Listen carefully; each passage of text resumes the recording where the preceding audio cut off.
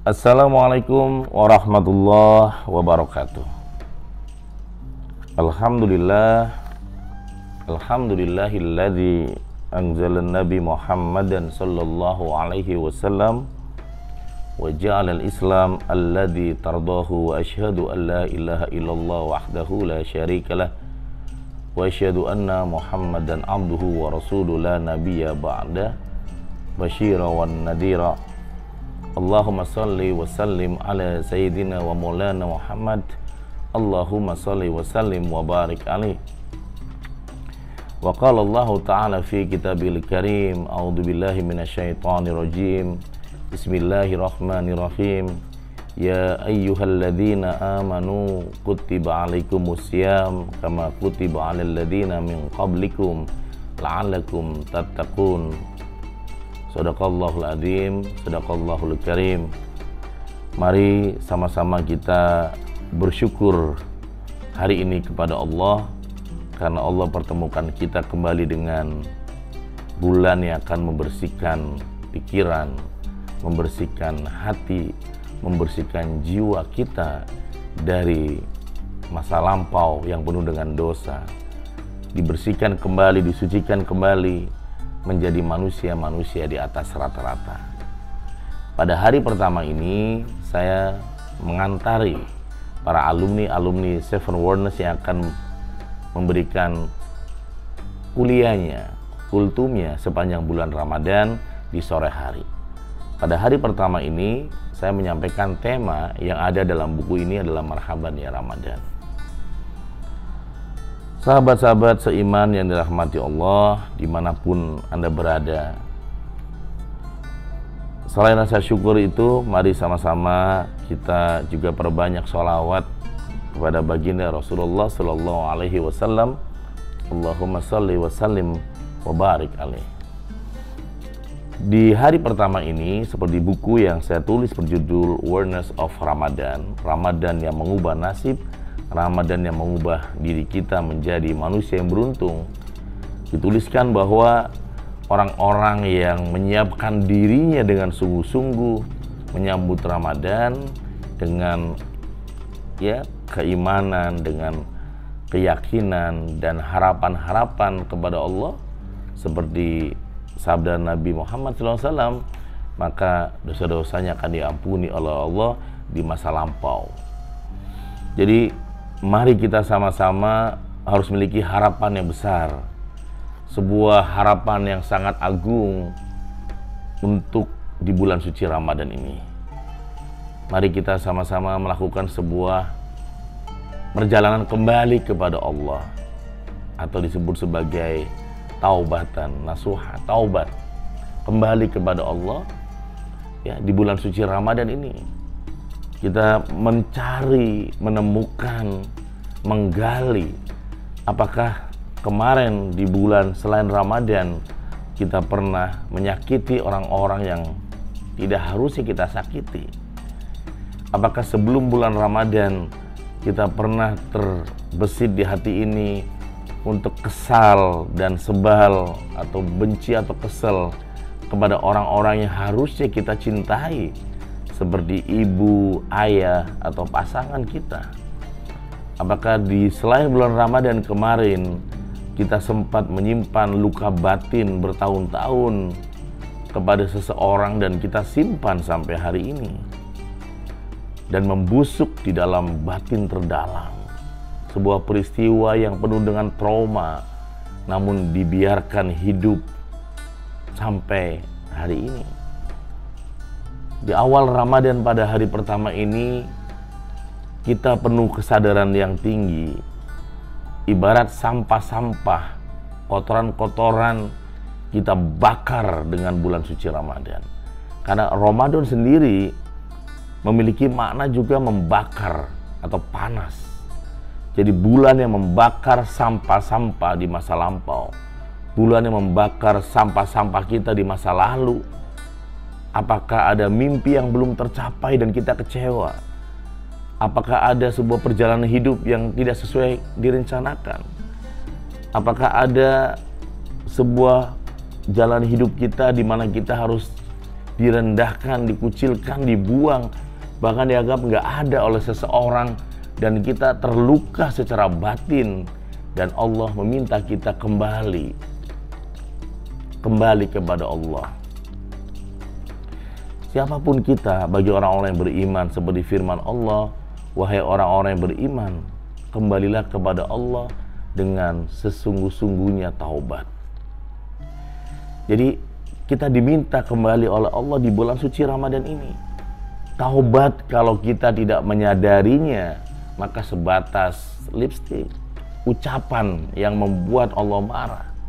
Tapi kalau taubat diawali dengan kesungguhan hati, penyesalan, kesadaran, di manakah titik-titik lemah kita, di manakah titik salah kita, di manakah titik khilaf kita, di manakah titik dosa-dosa kita di masa lampau, maka awal Ramadan adalah tazkiyatun nafas, tazkiyatul fikir, tazkiyatul badan, tazkiyatul qalb.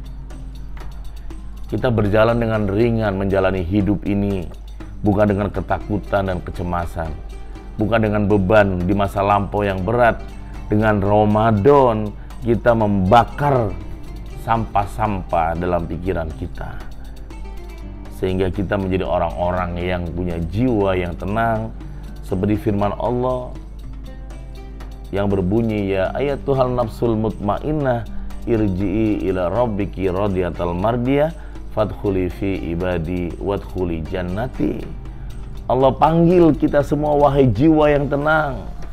Allah memanggil kita semua dengan keberhasilan kita membakar nafsu, membakar hawa nafsu kita di masa lampau dan nafsu di hari ini.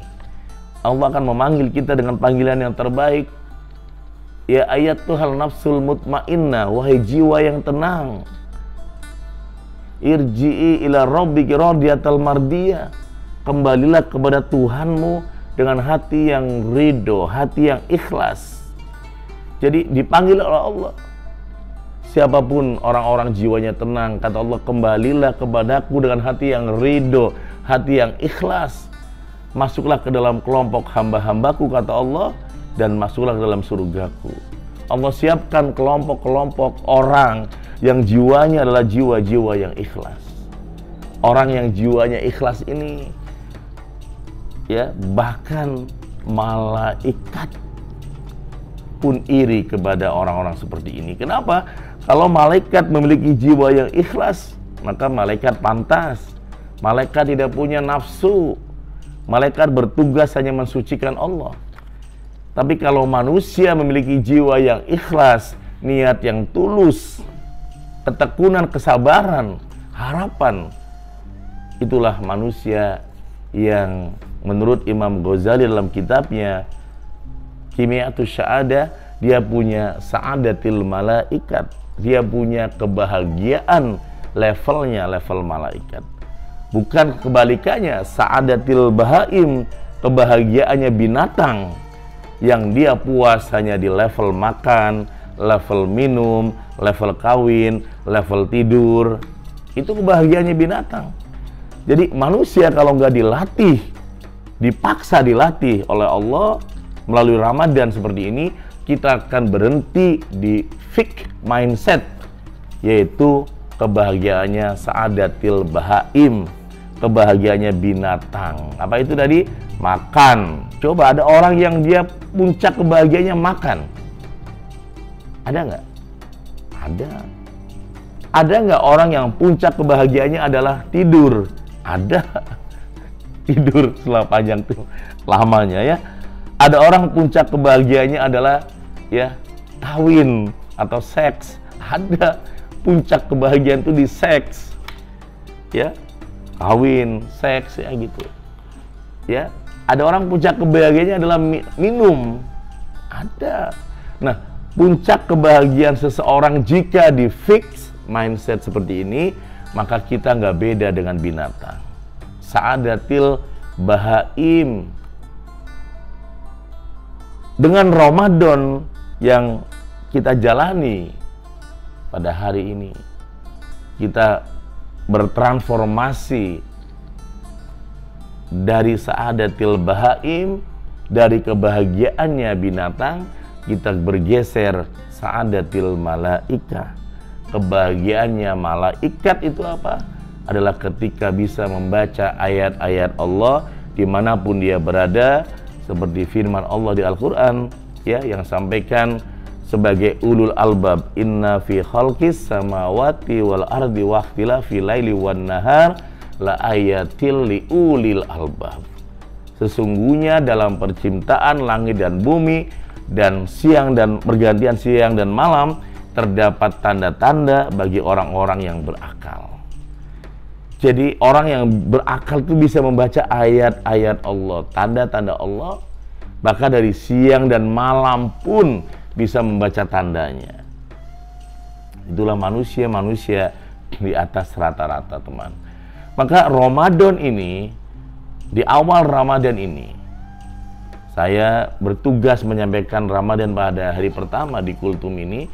Maka mari kita bertransformasi, mari kita membakar sebuah ya fixed mindset kita yang sebelumnya sebatas makan, minum, kemudian juga ya sebatas ya kawin ya atau nikah dan juga tidur.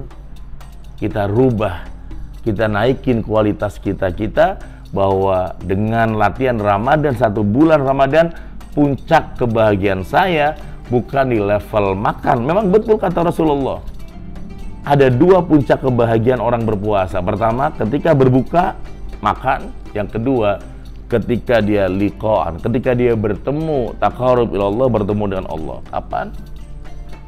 Di malam-malam indah yang disebut dengan Lailatul Qadar.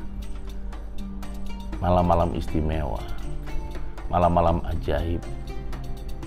Maka kita berlatih, mari kita berlatih menjadi manusia-manusia yang sadar diri kita.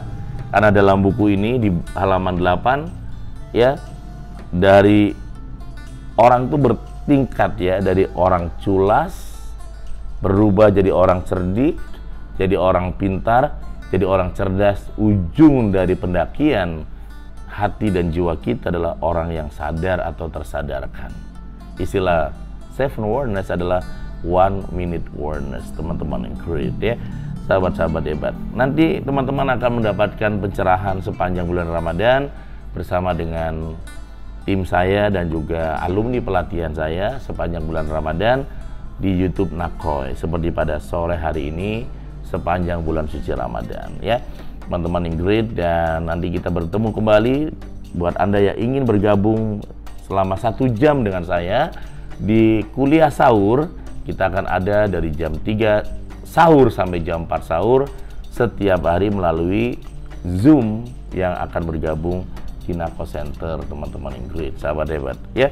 Demikian teman-teman yang luar biasa ya, ingin mengupas buku lebih dalam, tapi karena sudah disiapkan narasumber berikutnya di hari kedua dari buku Awareness of Ramadan, Ramadan yang mengubah nasib. Jangan lupa jadikan Ramadan ini Ramadan yang terbaik untuk mengubah nasib Anda melalui new habit, new karakter ya, sepanjang bulan suci Ramadan. Insya Allah berkah semua ya. Akhirul kalam, wassalamualaikum warahmatullahi wabarakatuh. Saya Nanang Qasim Yusuf, penulis buku Awareness of Ramadan. Terima kasih.